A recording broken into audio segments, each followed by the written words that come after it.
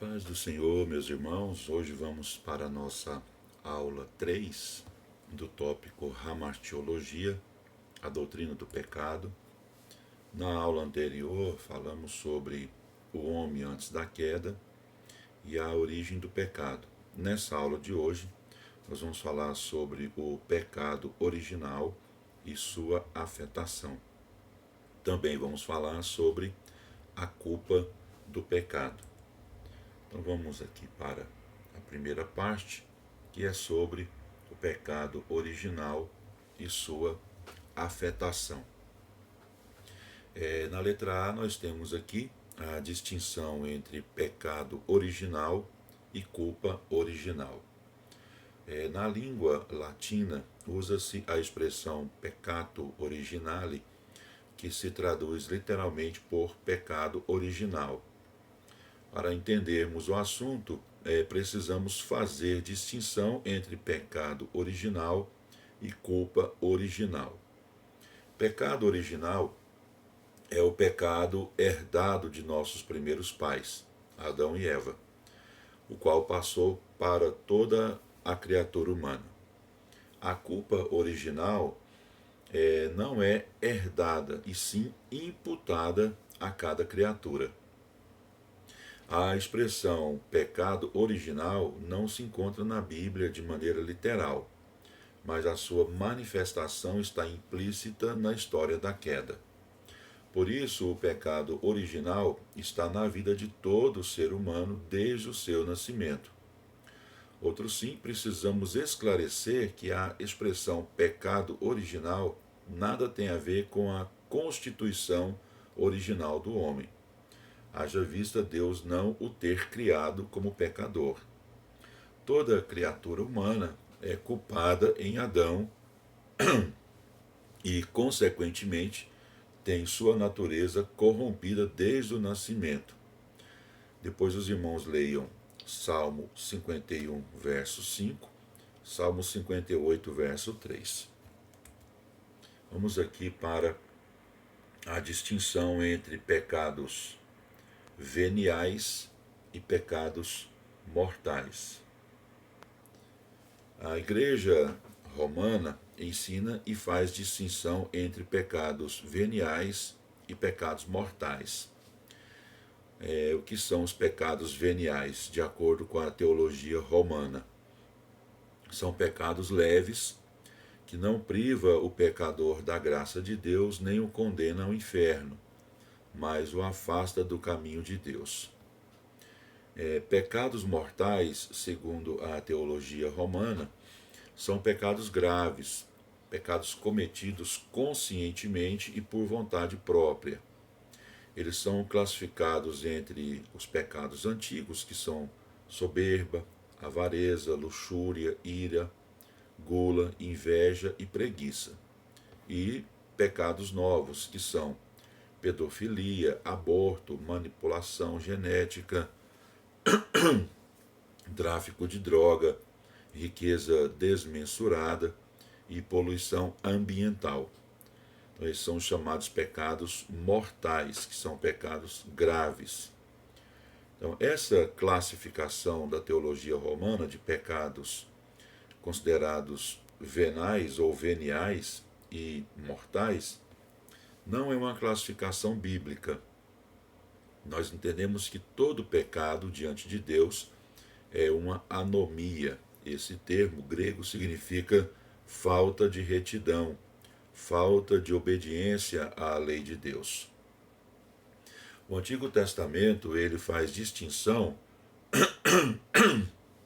entre os pecados cometidos intencionalmente e os pecados praticados por ignorância. Se foi cometido intencionalmente ou por ignorância, não deixa de ser pecado, conforme nós temos uma lista grande na Bíblia Sagrada. Depois os irmãos leiam Gálatas 6:1, Efésios 4:18, 1 Timóteo 1:13 e 1 Timóteo 5:24. Em Romanos 1, do 18 até o 32, nós não vamos ler aqui por que é um texto muito extenso, esse texto, né, de Romanos 1, 18 a 32, traz a ideia de que o grau do pecado é determinado pelo grau de conhecimento que o pecador tenha. Bom, vamos agora para a culpa do pecado. Na letra A fala sobre o que é e qual é a culpa do pecado. Ora, a culpa é o sentimento pessoal na consciência de transgressão de uma lei mediante o ato do pecado. Inclui a ideia dupla de responsabilidade pelo ato praticado do pecado, assim como a punição pelo pecado. A culpa é o estado ou a condição delituosa de quem transgrediu a lei. A culpa toma forma de condenação pela desaprovação de Deus. Logo após Adão e Eva terem pecado, seus olhos foram abertos, ou seja, tiveram consciência de suas culpas, conforme está em Gênesis 3 e o versículo 7. A culpa é a convicção na consciência pela violação voluntária da lei de Deus. A culpa original refere-se àquela culpa recebida por Adão e Eva após terem pecado contra a lei de Deus. O viver em pecado consiste, então, em viver uma vida centralizada no eu, na egolatria, no egocentrismo. Nesse sentido, o homem merece receber a punição de seu pecado. Bom, vamos aqui para a natureza da culpa.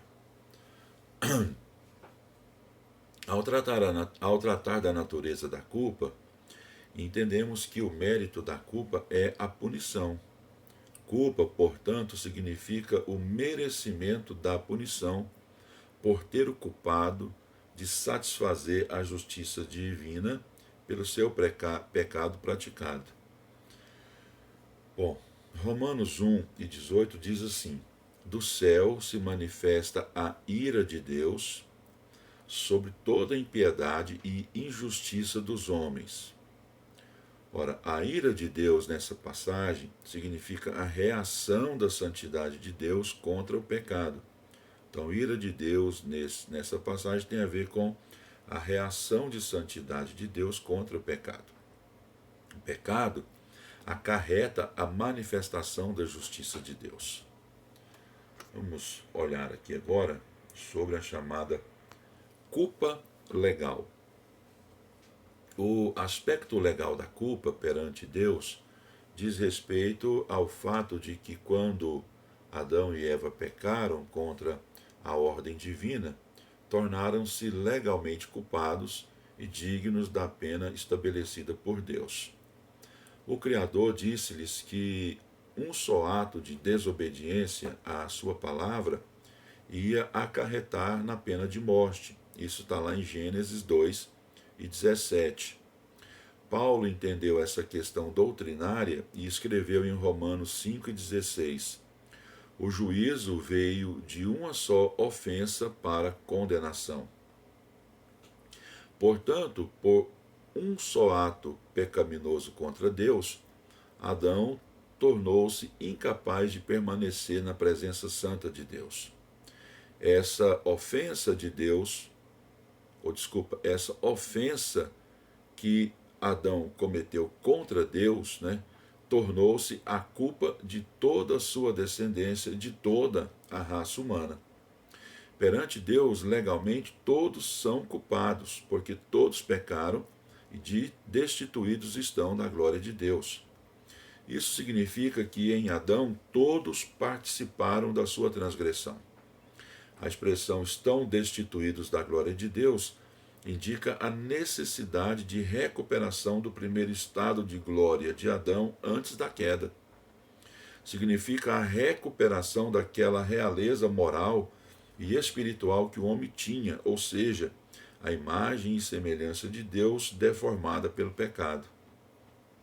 Foi o segundo Adão, que é Jesus Cristo, quem veio a esse mundo para recuperar a glória perdida do homem, conforme está em Romanos 3, 24 e 26. A culpa não significa mera propensão ao castigo. Isso significa que a culpa incorre mediante a transgressão do pecador. Não há na justiça de Deus o conceito de culpa construtiva, porque o pecador é culpado por aquilo que tem praticado. Somos culpados do pecado tanto em relação à culpa original de nossos primeiros pais, quanto pelos pecados que cometemos hoje. Somos culpados pela natureza pecaminosa herdada de Adão e Eva.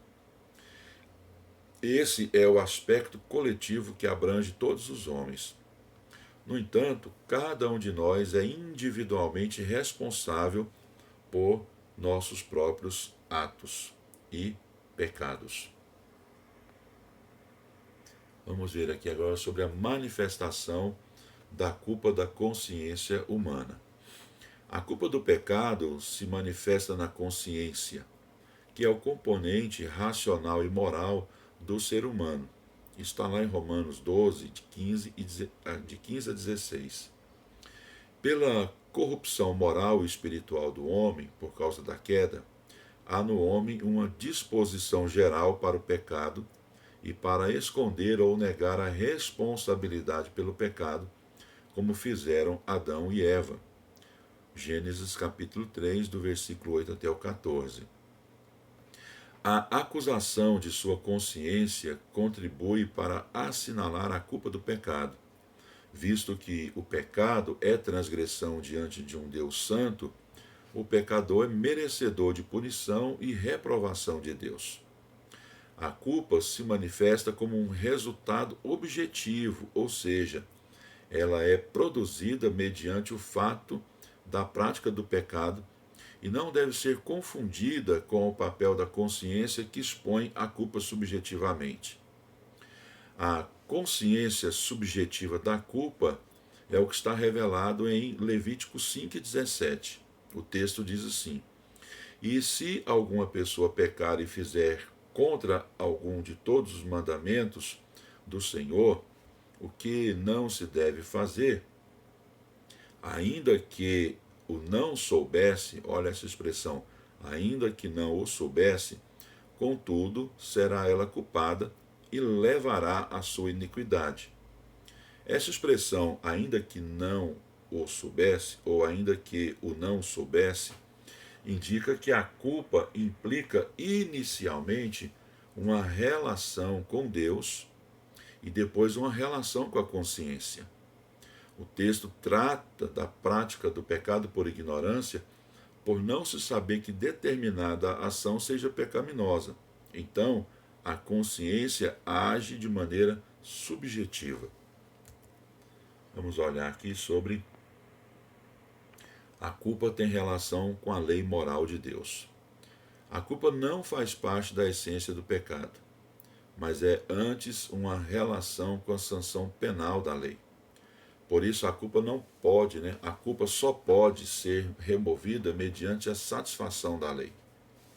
Visto que a justiça original no homem tornou-se em trapos de imundícia, como está lá em Isaías 64, versículo 6, a justiça requerida tem de ser vicária, ou seja, substituta e pessoal.